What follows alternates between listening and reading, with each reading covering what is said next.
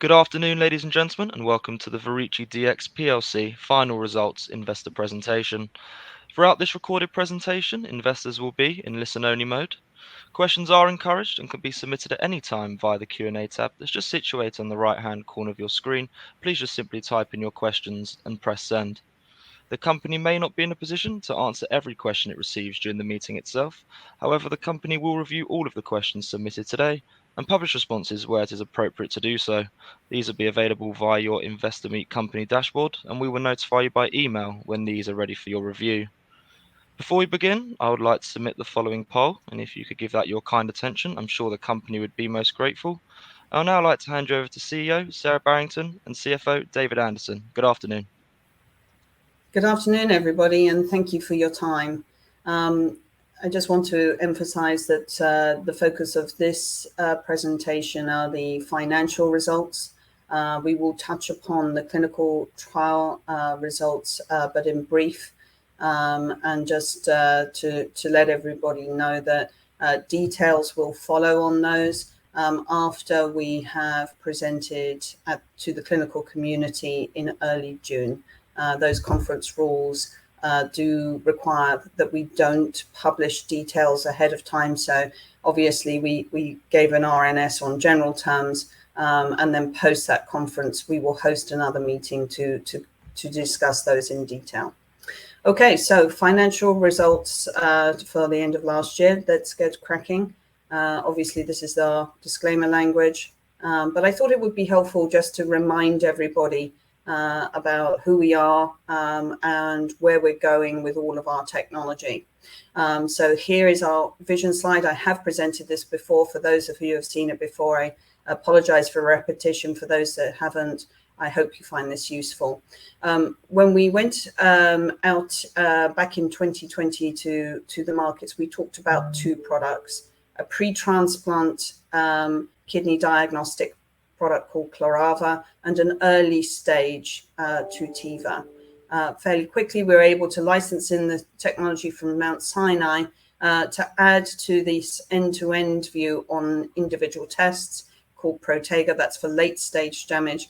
And although we're launching as 3 individual tests covering the time continuum, pre-transplant, early stage, late stage, one of the things that we've highlighted in previous presentations is we feel that these are very informative to one another, and being able to use the same patient population, the same clinical trial, was very advantageous for future studies and publications linking the 3. We'll commercially launch as 3 individual tests, but fairly quickly where we see the power of this is in an end-to-end solution, where each test informs another, and the integrator becomes part of what we call the clinician's platform. As we look at this going forward, we're very conscious that there will be other technologies that will be very beneficial to answer the kind of gnarly questions that the clinicians have facing them in making their determinations and judgments in patient care. And those would probably be either in-house discoveries or in licensing opportunities. Obviously, these days we're very conscious that that life science is not just about biomarkers, but in fact about the data as well. And you can see in the background, we understand that as we, our techniques are based on sequencing. We sequence the entire transcriptome. We have an awful lot of information to mine in the future, both ourselves and in collaboration with others.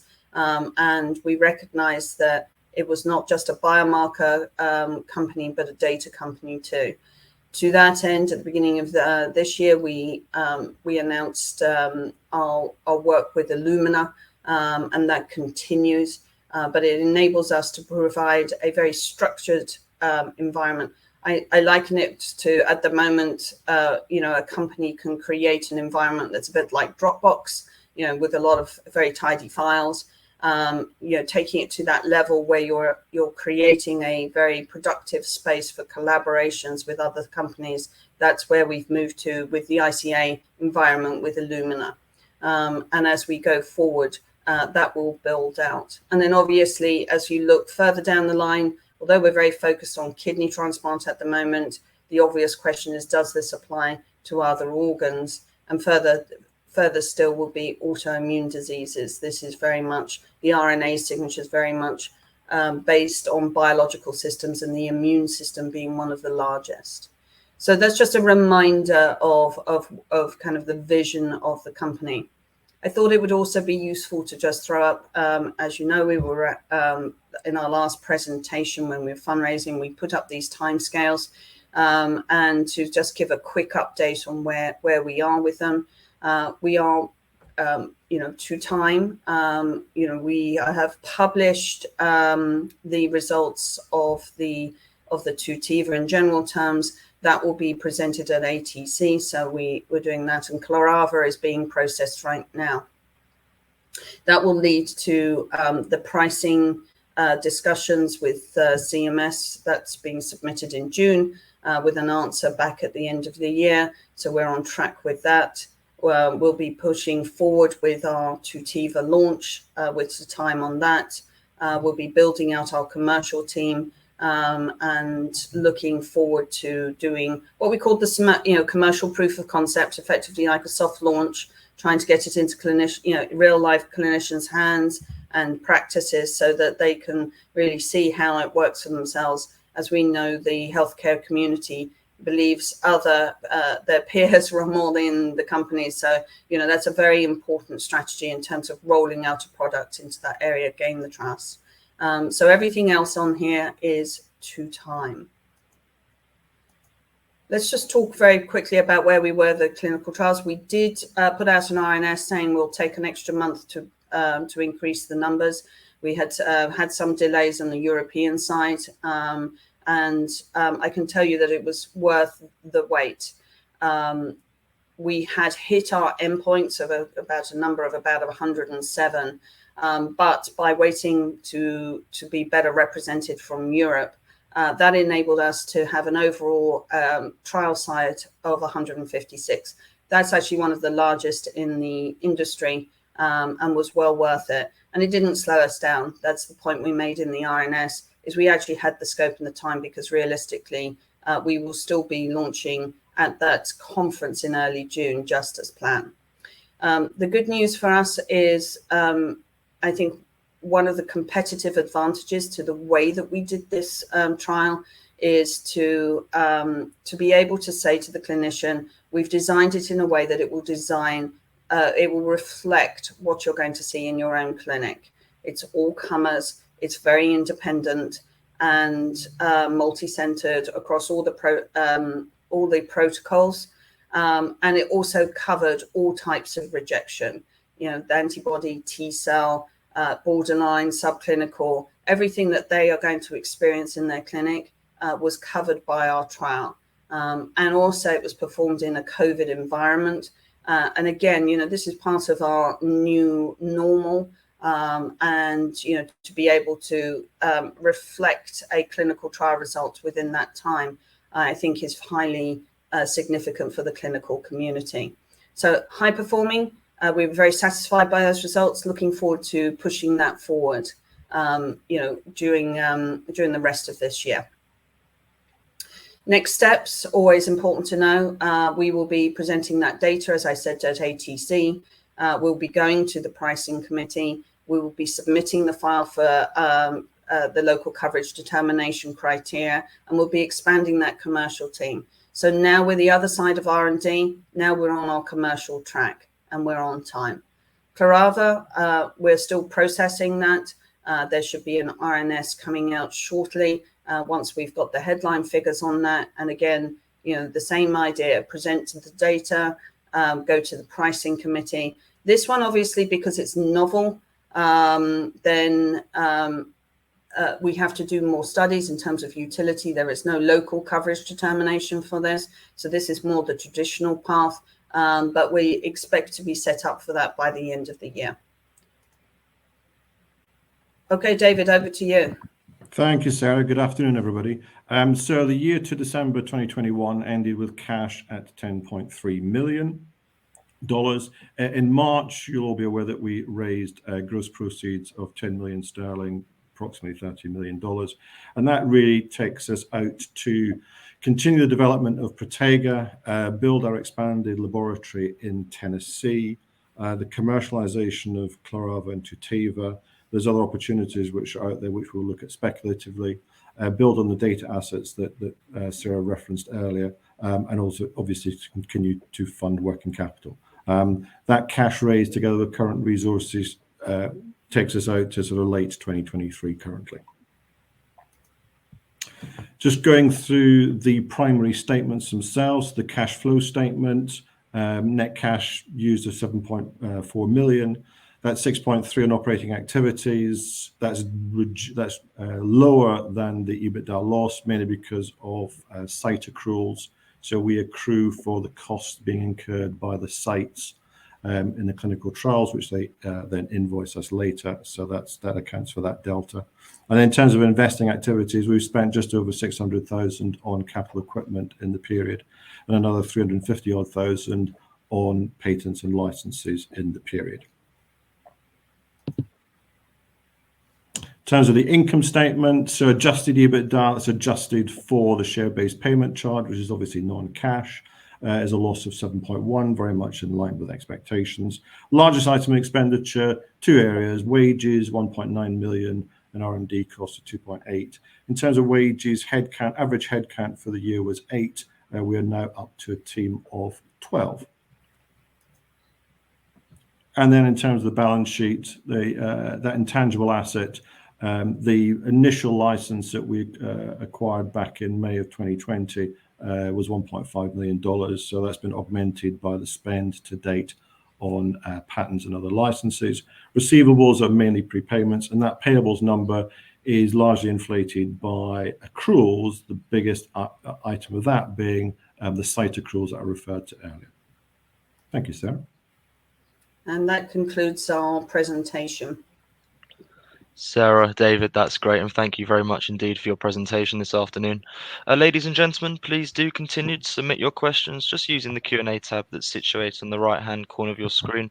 But just while Sarah and David take a few moments to review those questions submitted already, I would like to remind you that a recording of this presentation, along with a copy of the slides and the published Q&A, can be accessed via your investor dashboard. David, Sarah, as you can see, we've received a number of questions throughout today's presentation, and thank you to all the investors for submitting their questions.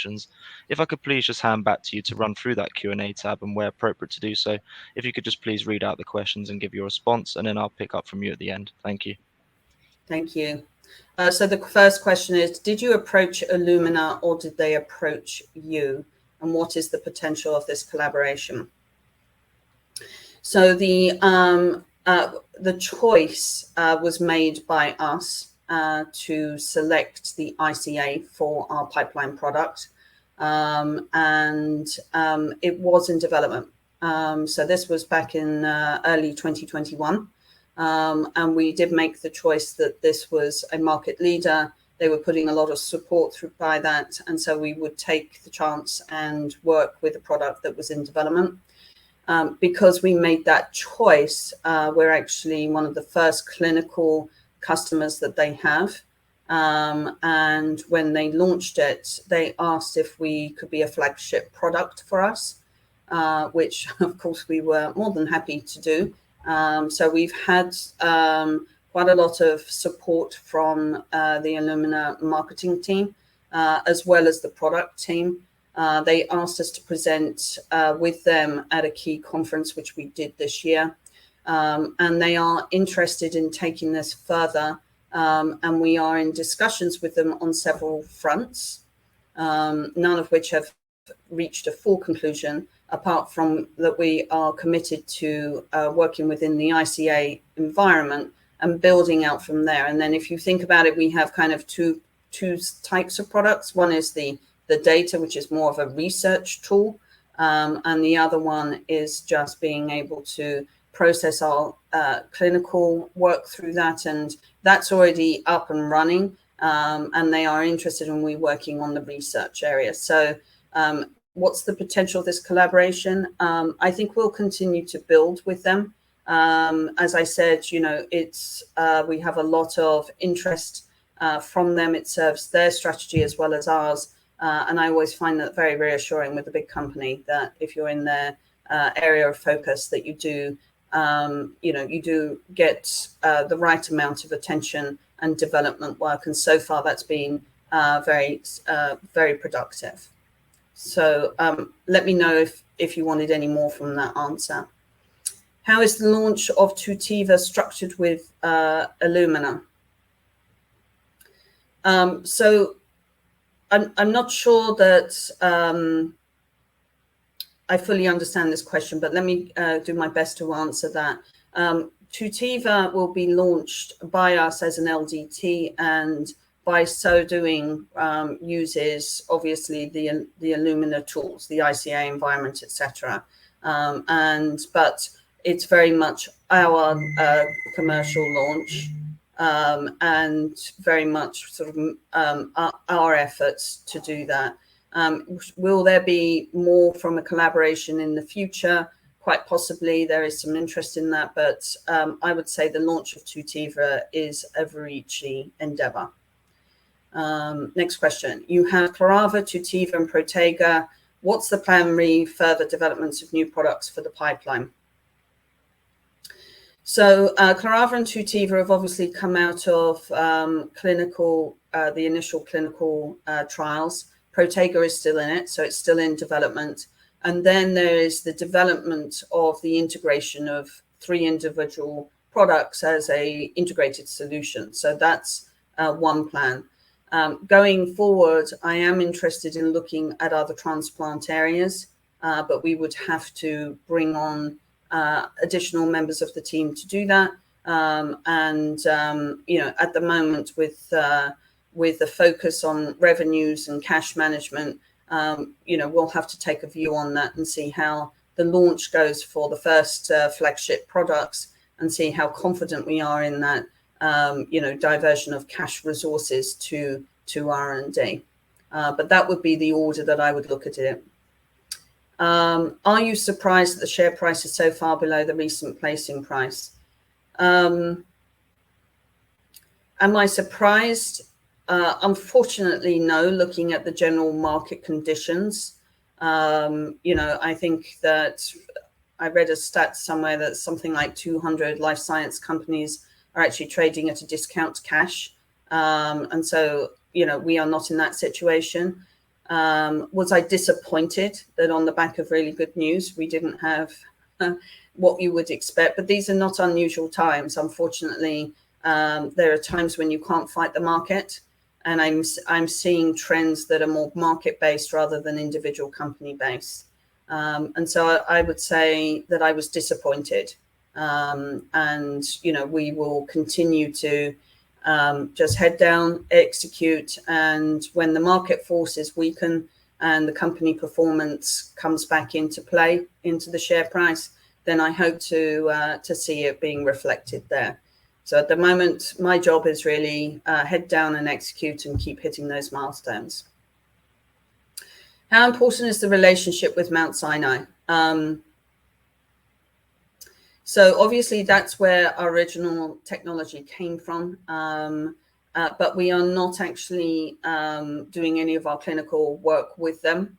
So it is great to have them as the inventor, source, and as a major investor, apologies.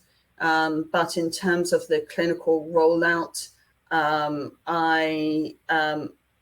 they're not front and center. So I always find Mount Sinai to be helpful, and certainly having Eric on our board has been very helpful. But clinically, the relationship is not that important at the moment. Have you seen any developments in the competitive environment recently? Yes, I have. So obviously for Clarava, there are no competitors. For Tutiva, there are a number. We have seen quite a lot of movement on the urine-based side. So Biotechne did a distribution agreement with Thermo Fisher, who have identified that they do need to do further studies by all accounts. And so that one is still in development. There we have heard that Nephrosent is not pursuing the same commercial path that we anticipated. I'm still waiting to verify that. That would be all the activity in the urine-based testing side. On the other side, we've heard that the major companies who are also struggling with, focus and share price and market areas, may or may not be focusing so much on the transplant. So I see movements, but nothing particularly significant in terms of our rollout. Are any of the goings on at the FDA and general unsettlement likely to have any effect on your planned launches? No, very simply. We do not, we have said right from the get-go, during COVID, I was involved with a COVID-based product that needed to work with the FDA and saw firsthand how under pressure they were and how much burnout there was, and that was likely to go on for a number of years. In fact, they actually published on that.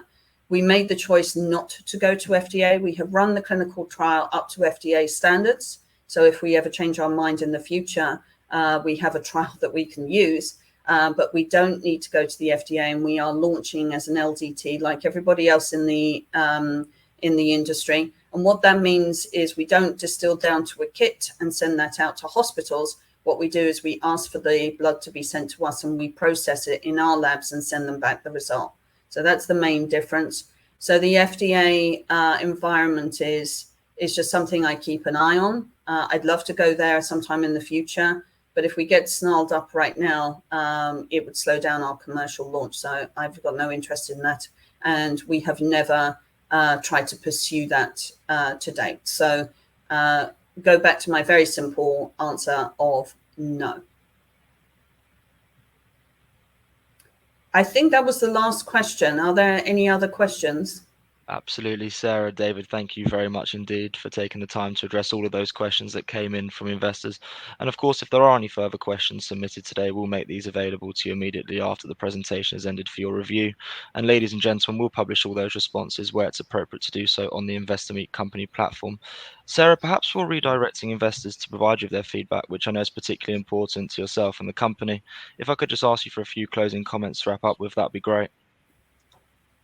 Yes, obviously, this is one of our probably quicker investor presentations, given its focus more on the audited results. One of the things we're very excited about is meeting again very shortly to discuss in more detail our products and our commercial launches. But at the moment,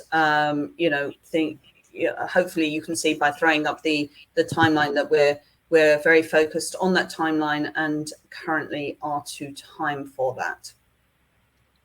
That's great. Sarah, David, thank you very much indeed for taking the time to update investors today. Could I please ask investors not to close this session, as you'll now be automatically redirected for the opportunity to provide your feedback in order that the management team can better understand your views and expectations. This will only take a few moments to complete, but I'm sure will be greatly valued by the company. On behalf of the management team of VERICI DX PLC, we would like to thank you for attending today's presentation. That now concludes today's session. So good afternoon to you all. Thank you very much. Bye-bye.